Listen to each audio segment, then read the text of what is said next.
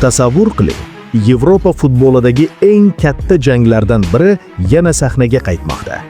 Manchester City va Real Madrid so'nggi yillarda Chempionlar Ligasining eng dramatik qarama-qarshiliklaridan birini yaratgan ikki gigant. Va har safar bu jamoalar uchrashganida ko'pchilik bitta savolni beradi. Bu safar kim ustun keladi?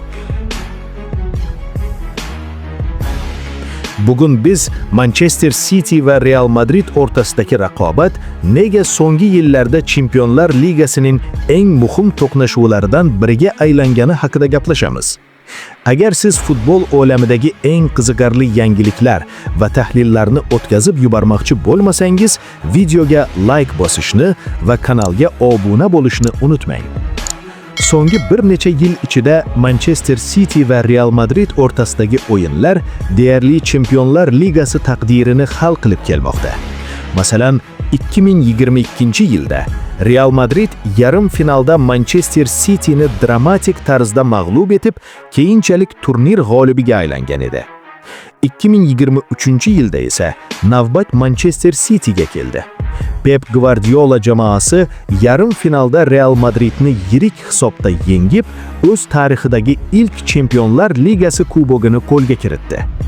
2024-yilda esa yana shu ikki jamoa chorak finalda to'qnash keldi va bu safar yana Real Madrid ustun kelib, keyinchalik turnirda g'alaba qozondi. Shuning uchun ham ko'pchilik futbol mutaxassislari bitta fikrni aytadi.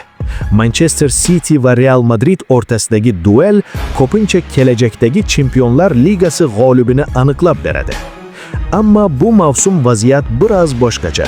Har ikki jamoa ham o'z ligalarida yetakchi bo'lsa-da, bu yilgi Chempionlar Ligasida ular mutlaq favorit sifatida ko'rilmayapti.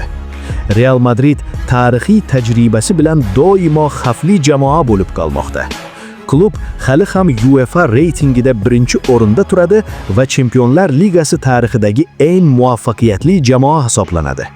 Manchester City esa so'nggi yillarda Yevropa futbolining eng kuchli jamoalaridan biriga aylandi. Pep Guardiola yaratgan sistema tufayli jamoa to'p nazorati va taktik ustunligi bilan ajralib turadi. Shunga qaramay, bu safargi qarama-qarshilik avvalgilaridan biroz farq qiladi, chunki ikki jamoaning tarkibida ham ayrim muhim o'zgarishlar bor. Masalan, bu o'yinni Erling Haaland va Kylian Mbappe o'rtasidagi duel sifatida tasavvur qilish mumkin edi. Ammo jarohat sabab Mbappe maydonga tushmasligi mumkin. Boshqa tomondan, Haaland ham so'nggi o'yinlarda odatdagidek sermahsul ko'rinmayapti. Yoki bu o'yinni Vinicius Junior va Rodri o'rtasidagi qarama-qarshilik sifatida ko'rish mumkin edi. Ammo Rodri ham jarohatdan keyin hali to'liq formasiga qaytgani yo'q. Shuningdek, so'nggi yillarda bu qarama-qarshilikning qahramonlari bo'lgan ayrim futbolchilar ham bu safar maydonda bo'lmasligi mumkin. Masalan, Jude Bellingham yoki Rodrigo kabi o'yinchilar yo'qligi o'yinning dinamikasini o'zgartirishi mumkin. Shu sababli bu safargi Manchester City va Real Madrid o'yini avvalgilaridan biroz boshqacha ruhda o'tishi mumkin. Ammo bitta narsa o'zgarmaydi. Bu ikki jamoa maydonga tushganda futbol muxlislari yana bir tarixiy o'yinga guvoh bo'lishi mumkin.